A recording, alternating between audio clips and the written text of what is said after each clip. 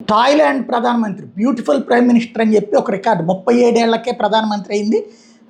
అది తొలిసారి. అట్లాగే ఇది థాయిలాండ్ చరిత్రలో.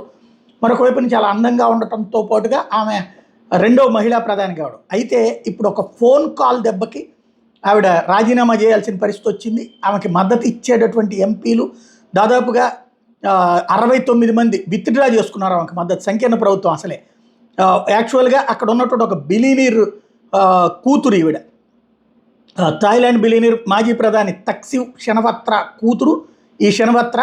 ఈవిడికి చేసే ఏంటయ్యా ఫోన్ కాల్ అంటే వాస్తవంగా కంబోడియాతో థాయిలాండ్ గొడవలోనే మొన్ననే సైన్యాలు రెండు వైపులా మోహరించున్నాయి.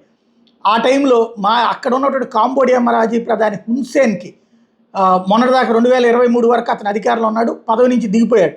ఆయన కొడుకు హున్ మానెట్ అధికార పగ్గాల్లో ఉన్నారు. అయితే ఈ కాంబోడియా రాజకీయాలను ప్రభావితం చేయగలిగినటువంటి హున్సేన్కి ఈవిడ ఫోన్ చేసింది. ఫోన్ చేసి అంకుల్ అంటూ సంబోధించుకుంటూ వచ్చింది. దాంతోపాటుగా తన దేశంలో పరిస్థితులు బాగాలేదని చెప్పుకొచ్చింది. థాయ్ ఆర్మీ కమాండర్ తనకు వ్యతిరేకంగా ఉన్నాడని చెప్పుకొచ్చింది.